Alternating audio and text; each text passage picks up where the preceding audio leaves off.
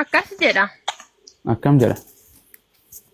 Ani dhuguma isinitti hima. Namni natti amanu hojii an hojjedhu ni hojjeta jedha. Okay, eenyutu akkas jedhe? Yesus Kiristoos ka. Okay, maal jedhe? Namni natti amanu hojii an hojjedhu hundumaa nan hojjeta ni hojjeta jedha. Amen. Dhuga dubbate moo soba? Dhugaadha ree. Okay, ati Yesuusitti amantee? Eeyyeen amaneera. Waan Yesuus raawwatu hunda hin raawwattaa? Yoo eeyyeen raawwadha. Hin raawwatu. Yesuus du'aa kaase moo hin kaasne? Kaaseera. Du'aa ni kaastaati? Akkasi jettee nama hin gaafatin. Sababi maal? Wayyoo akkas Abumaas maaliif akka nama gaafattaati? Abumaas kun fayyaan qabdu ati fayyaan qabdu Abumaas? Yaa ani ndoo waan gurguddaa sabi.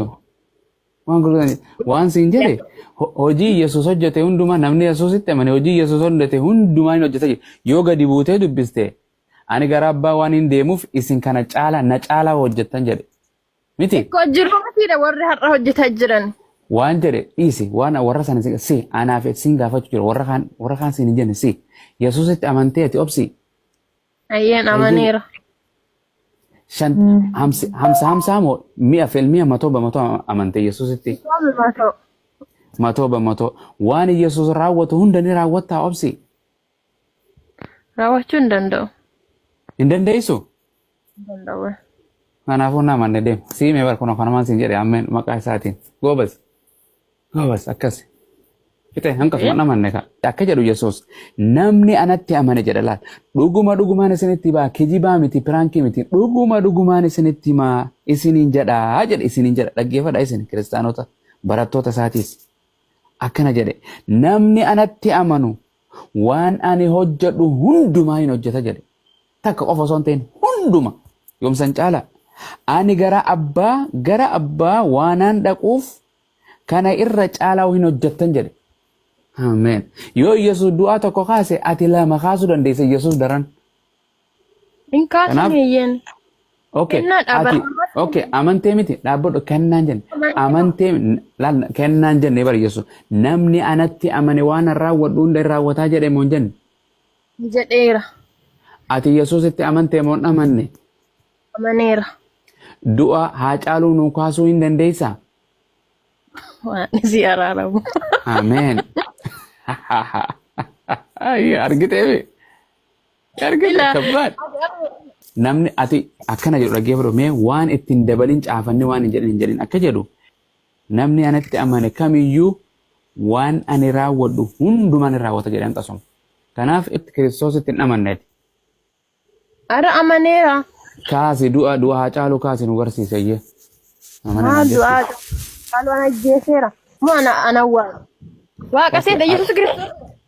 Yesuus Alaazaar hin kaafne. Kaaseera. Isaatu ajjeese. Isaa miti. Okay, Hacaaluu si ajjeese. Akkanaati. Kaasee Hacaaluu nu. Akkasiin jedhu ati du'aa kaasi naan jetta. Maan jetta. Wangeelaa jedhe Yesuustu jedhee bara. Okay, sirraan jijjiira. Wangeela boqonnaa tanaa miti biraan hubani. Wangeela Yohaannis, wangeela Maatiyos, boqonnaa 20 nu hubani bas kana dhiisu. Tabiraan hubani. Obsi. Du'aa kaasuu hin dandeessu waan biraatittiin sii qayyara.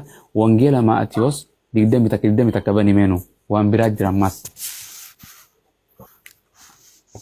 Harrakkaatiin amananii si agarsiisuu deema galgala ganama kana maqaa isaatiin maqaa gooftaan si fudhachiisa. Mee bane kaa dura wangeela kan keetittuun amanneeti. Yesuusittuun amanne. Yesuus hin fudhanne. Fayyisaa koo, gooftaa koo, biyya lafaa ganee, waa hunduma ganee, tiktookii ganee jettee ganaan si amansiisa. Dafi wangeela Maatiyos 20 bani mee. Bani kaa waliin dubbisnaa. Wayi sagalee waa hin saalfatin maali? Wali Naasir bisin jedhe warri Naasir bi jedhu wali sirba. Naasir bin jenne bara sagalee waaqayyoon dubbisin jedhe.